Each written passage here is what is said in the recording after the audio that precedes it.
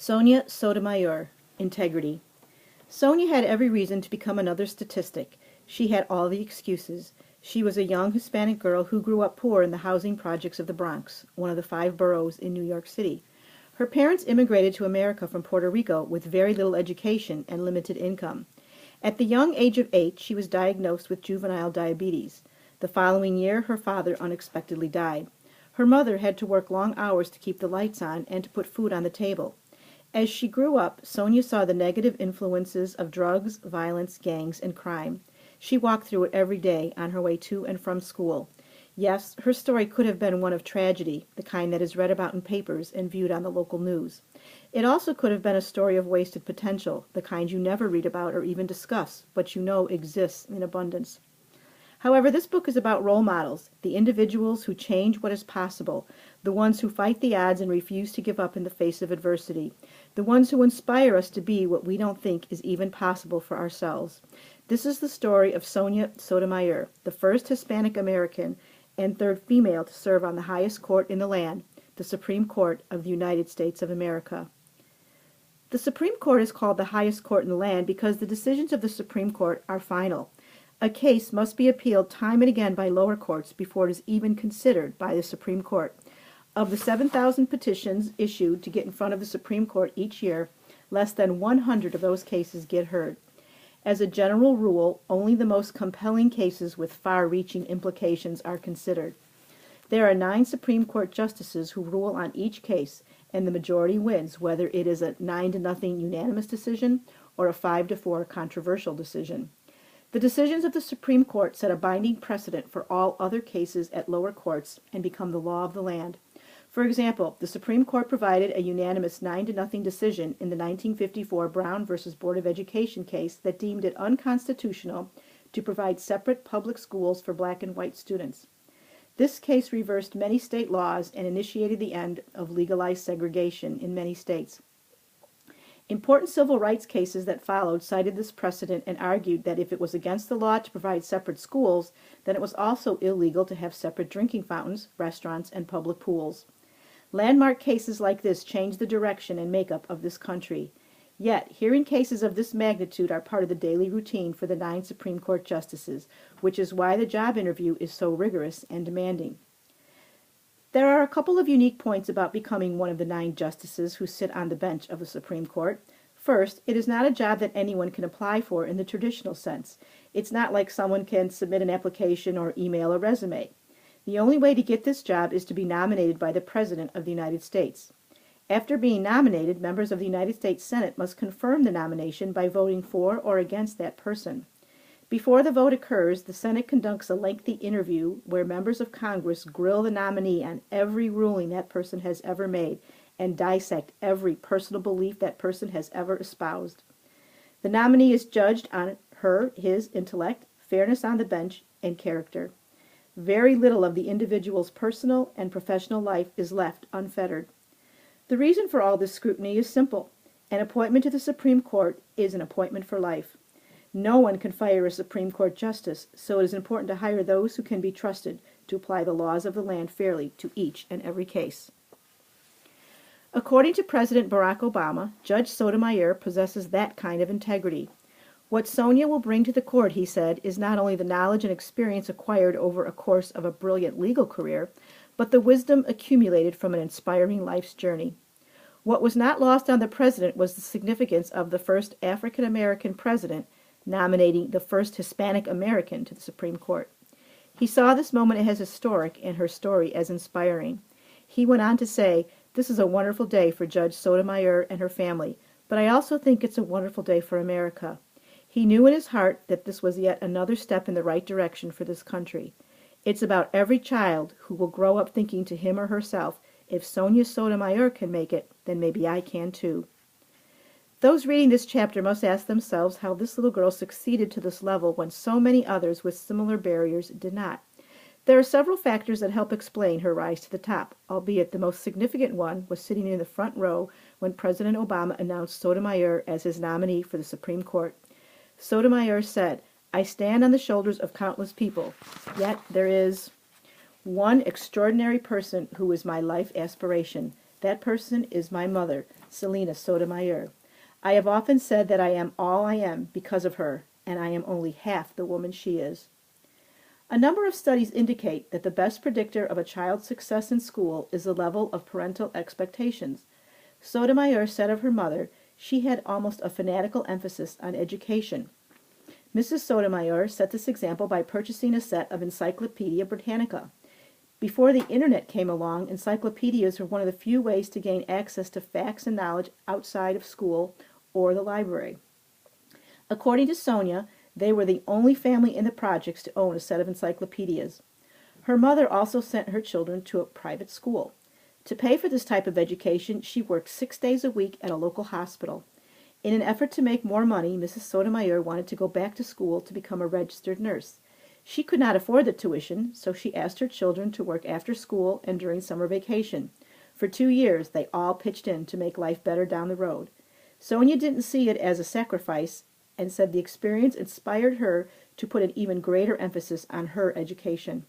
With an example like that, Sonia later commented, my brother and I had no choice but to do well in school. A couple of events in Sonia's youth helped her understand that tomorrow is promised to no one. At the age of 8, she was diagnosed with juvenile diabetes. This is a chronic disease that requires constant monitoring of her blood sugar levels, daily self-administered insulin shots, and a major adjustment toward a healthy diet. While this diagnosis is not a death sentence if managed properly, it sent her a message that she was not infallible. Years later, a former boss and mentor, Robert Morgenthau, commented that her diabetes made her think that she wasn't going to be around forever and that her time on earth is very precious. Specifically, he said, in case the disease affected her longevity, she wanted to accomplish and give back as much as possible. The other life-altering moment came at the young age of 9 when she witnessed her father collapse to the kitchen floor while suffering a heart attack. He died the next day, and the close-knit family was never the same. The loss of her father contributed to her shy and withdrawn nature as a preteen. She turned to books, and her favorite was the Nancy Drew mystery series. She liked the mystery and the adventure of it all. Unfortunately, an adult told her that being a detective was not a good career for a woman with diabetes. She found an alternative route in a popular television show called Perry Mason. Every week, she watched Perry Mason work his magic as a lawyer in the courtroom. While watching this show, she made a unique observation that changed her life forever. I realized that the judge was the most important player in that room, Sotomayor said. Every time Mason wanted to do something, he had to ask the judge for permission. At the young age of 10, she knew that was what I was going to be. Since that moment, she never deviated from that life goal of becoming a judge. A popular quote says, what doesn't kill you makes you stronger. In other words, a person's character is built in the difficult life circumstances and the struggle to overcome such turmoil. Instead of giving up or giving in, Sonia forged ahead and developed an ambition in life that clearly drove her to become the best version of herself. In 8th grade, she was the valedictorian at Sacred Heart School. 4 years later, she delivered the valedictorian speech at Cardinal Spelling High School. In 1972, Sonia received a full-ride scholarship to Princeton University, one of the top universities in the country. 4 years later, she graduated summa cum laude and won the Taylor Pine Prize, which is given to the best overall student who reflects both strong grades and service. The next fall, she was accepted to Yale Law School, again on full scholarship. While there, she served as the editor of the Yale Law Journal and graduated at the top of her class. The following year, she passed the New York bar exam and was certified to practice law in the state of New York. While this story could certainly be about Sotomayor's determination, drive, or perseverance, it is really a story about her integrity. At this point in her life, she had all the credentials to land a job at one of the top law firms, making an annual salary that is commensurate with the top 1% of wage earners in this country. No one would have faulted her for it. In fact, that kind of career move is expected of someone in her position. Sotomayor, however, has never been driven by money or notoriety. She is driven by her integrity, which is an internal value system that is based upon honesty, fairness, and ethical principles. An individual with integrity uses those core values as a constant guide to make decisions. Instead of the safe and predictable route, she chose to take a job as an assistant district attorney for the city of New York. Her job was to prosecute individuals who were accused of breaking laws and, if warranted, put them behind bars where they can't do it again. She felt it was a noble profession, one that protected society and helped keep the streets safe. This meant a great deal to her as she saw the devastating effects of crime and violence firsthand while growing up in the city. In a way, she saw it as a way of helping low-income families who were stuck in a crime-infested city. However, most of her classmates at Yale were shocked by her decision to take a public service job with such low pay. She later commented, "They could not understand why I was taking this job." She proved herself in that role, learning the ins and outs of the law, the kind of knowledge that they can't teach at an Ivy League law school. Her greatest strength was relating cases to the jury using everyday language that the common citizen could understand. What really made her a standout was another hallmark trait she possessed: preparation. She prepared for every case like it was the most important one of the year. "I was taught to be thorough in my investigations, careful in my fact-finding, meticulous in my legal arguments," she said. "Yet most of all, I was taught to do justice." Those around her noticed her promise. One supervisor merely wrote on an evaluation, "She is a superstar in the making." Another assistant district attorney described Sotomayor this way: "She had natural qualities of leadership and presence that, combined with her other professional attributes, made her shine with all the characteristics of a trial lawyer." After leaving her job as an assistant district attorney, she started her own private practice and later became a partner at a larger firm in New York City. Still, she never forgot her childhood dream of becoming a judge. In 1990, one of her colleagues at the firm, David Botwinick, urged her to apply for an opening at a U.S. District Court judge in New York. She initially declined, stating, "I had no chance of ever being selected for the most prestigious and respected federal district court in the nation." Botwinick insisted. He cleared her schedule for the week and assigned 3 support staff to help her complete the application process. In 1991, President George H.W. Bush nominated her for the U.S. District Court for the Southern District of New York. The following year, she sailed through the confirmation hearings by the Senate and was officially hired in August of 1992. She served in that position until 1997, when President Bill Clinton nominated her to sit on the Second Circuit Court of Appeals, the highest federal court in New York. This position put her on the fast track to the U.S. Supreme Court. Being a judge is a serious responsibility because so much power comes with the job. Every ruling changes the lives of those on trial, and this is not a job Judge Sotomayor ever took lightly. She understood that with great power comes great responsibility. "You're in a different position when you're the one signing that judgment of conviction," Sotomayor explained.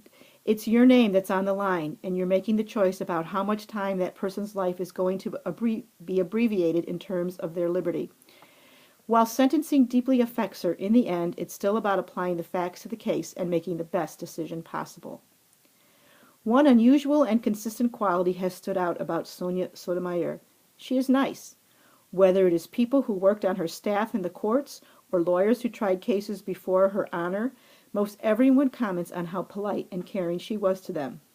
Mark Citron, an assistant on her staff in New York, said, "No matter how harried she was, Sonia never failed to be pleasant and always said please and thank you."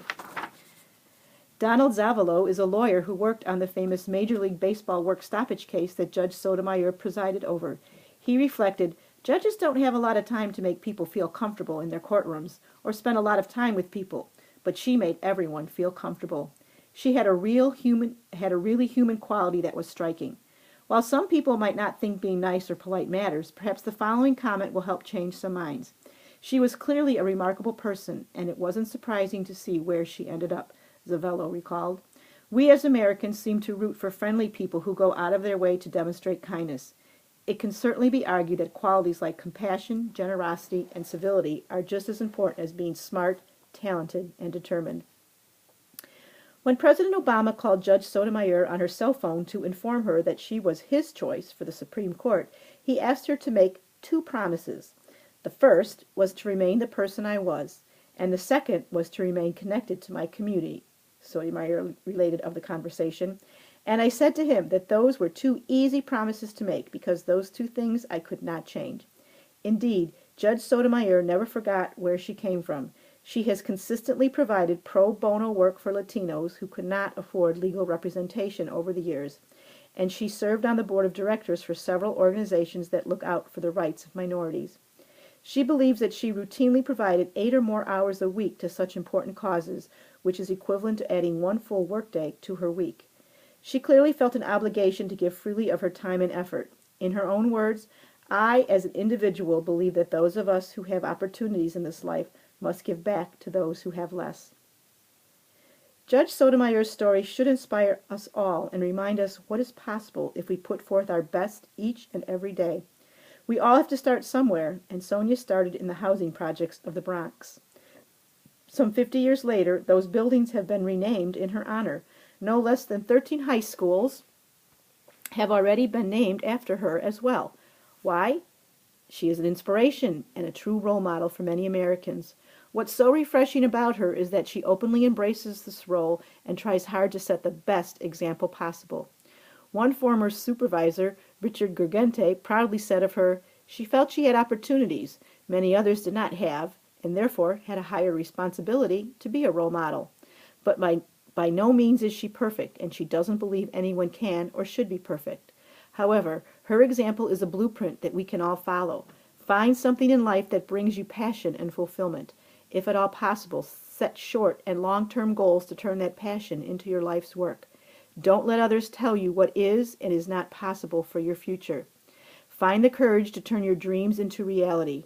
Finally, and perhaps most importantly, live each day with integrity and purpose. Set a positive example for others based on doing what's right and ethical. For if you do, good things will undoubtedly come your way.